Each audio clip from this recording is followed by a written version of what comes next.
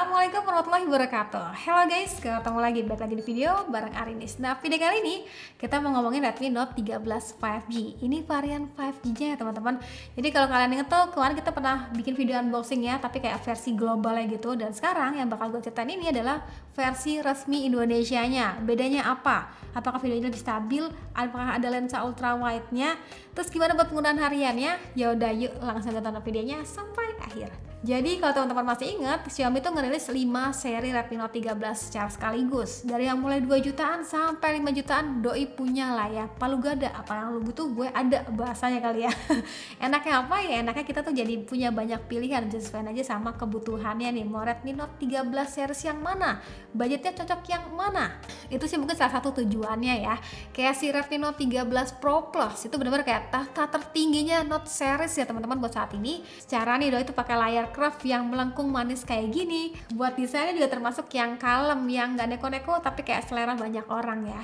Terus yang paling penting doi udah bersertifikat IP68. Jadi kemarin tuh pas gue sempat foto-foto gitu ya, walau di dekat air pun ya gak masalah. Ini gue spill sedikit aja buat hasil foto-fotonya.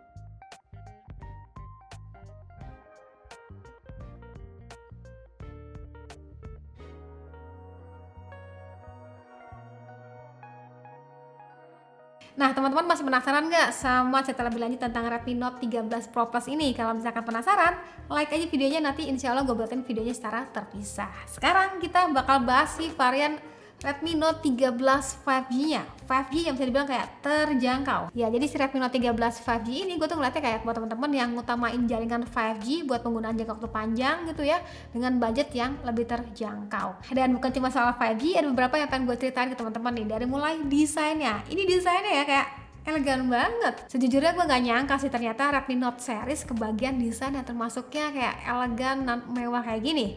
Dan kebetulan gue tuh pegang varian warna putihnya, dan ini kayak ada ala-ala keramiknya gitu.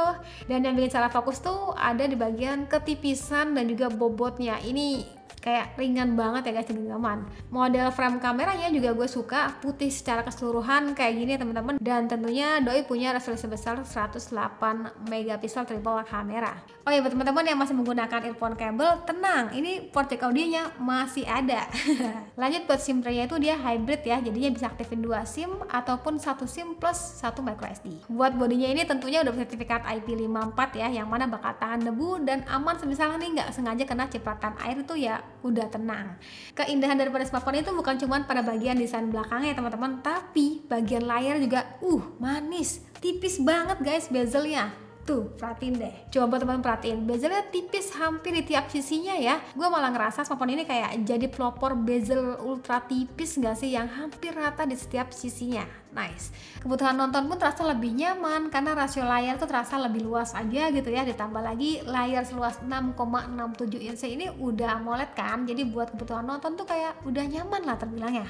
Paling buat kebutuhan nonton tuh gue ngerasa kayak suara speaker ini kayak kurang balance aja ya, karena sejatinya speaker tuh masih jomblo.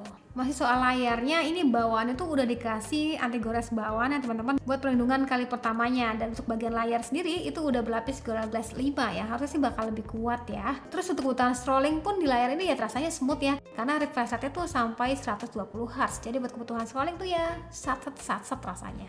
Lalu untuk speknya kayak gimana nih kak? Jadi pada saat video dibuat itu masih menggunakan MIUI versi 14 dan berbasis Android 13 ya teman-teman. Kalau buat pilihan memorinya itu hanya ada satu dengan RAM 8GB plus ROM itu hingga 256GB. Ini termasuk yang udah aman ya buat kebutuhan multitasking hariannya. By the way, selama pemakaian gue tuh udah nggak nemu ikan-ikan yang terlalu mengganggu tuh, enggak ya. Paling sekali suka ada notif daripada aplikasi bawaan yang bisa di silent kok sebenarnya. Redmi Note 13 5G ini tuh pakai Dimensity 6080 dengan 6 nanometer. Udah 5G tentunya. Ya walau sejatinya di tempat gue tuh kayak belum stabil ya jaringan 5G-nya. Jadi kadang dapat sinyal 5G, kadang balik lagi ke 4G ya kayak gitu-gitu tuh. Ya semoga sih ke depan bakal lebih merata ya jaringan 5G-nya. Paling nggak nih smartphone udah ready lah buat jangka waktu panjang ke depannya. Kalau buat sekarang tutunya tuh dapat di angka 438 ribuan. Buat gue sesekali main game PUBG gitu ya, dapat settingan smooth ultra atau bisa juga di XD high. Kalau buat daya tahan baterainya 5000 mAh termasuk yang awet. Pemakaian ala gue sih kayak bisa tembus seharian gitu ya. Kalau buat pengecasan sendiri dikasih 33 watt aja, yang mana ngecas dari 1% hingga full itu kayak butuh waktu lebih dari sejam gitu. Dan sebelum lupa, smartphone ini juga tentunya udah lengkapi dengan NFC, jadi ya pas lagi genting mau cek saldo ataupun isi saldo e-money itu ya bisa. Dan terakhir gue mau ceritain soal kameranya, dimana Redmi Note 13 5G ini tuh punya triple kamera, yang mana buat lensa utamanya itu sebesar 108 megapiksel, ada 8 megapiksel sebagai ultra wide, yes udah juga lengkapi dengan lensa 0,6 kali ya, dan juga ada lensa 2 megapiksel sebagai makro buat pelengkap aja. Dan ini dia beberapa hasil kameranya. Untuk posisi outdoor siang hari gitu ya, hasil fotonya sih udah cakep ya. Yang gue suka sih warnanya masih tetap natural, nggak terlalu vivid ataupun warm, tapi kayak udah pas aja untuk upload di sosial media. Detailnya masih dapat dengan sedikit catatan itu di bagian sudut-sudutnya kayak masih kurang ter-highlight aja. Buat cangkupan yang lebih luas, kita juga bisa manfaatin lensa ultrawide-nya. Kalau di posisi dalam ruangan ataupun indoor gitu ya, masih terbilangnya cakep fotonya, yang dihasilin masih bagus nih teman-teman, terbilangnya warnanya tuh masih keluar. Bahkan untuk posisi di outdoor malam hari, dari beberapa hasil foto yang gue dapetin, hampir nggak ada flare daripada cahaya lampunya. Nice. Kalau buat rekaman videonya udah bagus, terbilangnya stabil nih teman-teman, buat di range harga 3 jutaan. Paling sedikit tipsnya itu saat perpindahan angle agak pelan-pelan aja ya, biar nggak terlalu kerasa nih jeplukannya. Hai, kalau ini contoh perekaman kamera depannya, maksimal di 1080 30 fps, dan kalau sambil jalan bakal kayak gini. Ini ngomong-ngomong di belakang mengingatkan gue tempat dimana kayaknya kali pertama gue bikin YouTube sih.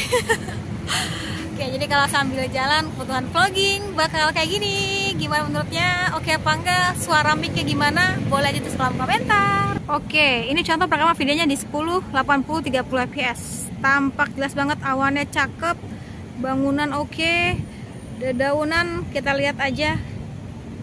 Hijaunya masih dapet tapi yang nggak belah lebay gitu ya. Coba sambil jalan. Iya, sejatinya ini nggak ada fitur apa-apa kayaknya deh. Steady-steadyan tuh nggak ada. Terus sambil jalan kayak gini kita pindah ke ultra wide yuk. Nah kalau ini pada saat kita aktifin lensa ultra wide nya bakal lebih luas cangkupannya. Coba sambil jalan lagi kira-kira bakal kayak gimana nih. Enak nih, lega banget. Oke. Nih coba ke bangunan-bangunan ini, ada daunan. Oke apa enggak? Boleh aja tulis di kolom komentar. Oke, kesimpulan akhirnya buat teman-teman yang punya budget 3 jutaan, pengen punya smartphone 5G yang baru rilis, yang cakep itu merata, dalam artian kayak desainnya tuh cantik, bodinya tipis dan ringan, layarnya manis banget karena bezelnya tipis, udah AMOLED juga kan. Terus buat kamera sendiri termasuk yang jernih dengan beberapa kondisi yang tadi gue ceritain sebelumnya. Dan pertimbangan lainnya itu smartphone ini termasuk yang memorinya lega, dikasih RAM 8GB plus internal memori itu 256GB. Ya kalau aspek tadi gue ceritain itu udah termasuk kriteria teman-teman dalam nyari smartphone 3 jutaan, ya si Redmi Note 13 5G ini bisa jadi salah satu kandidatnya. Buat link pembeliannya gue taruh aja pada kolom deskripsi. Sip, itu tadi pendapat dari gue ya. Nah kalau kalian sendiri punya pendapat apa nih tentang smartphone ini, boleh ditulis kolom komentar ya. Sekian dari gue, terima kasih sudah nonton sampai video.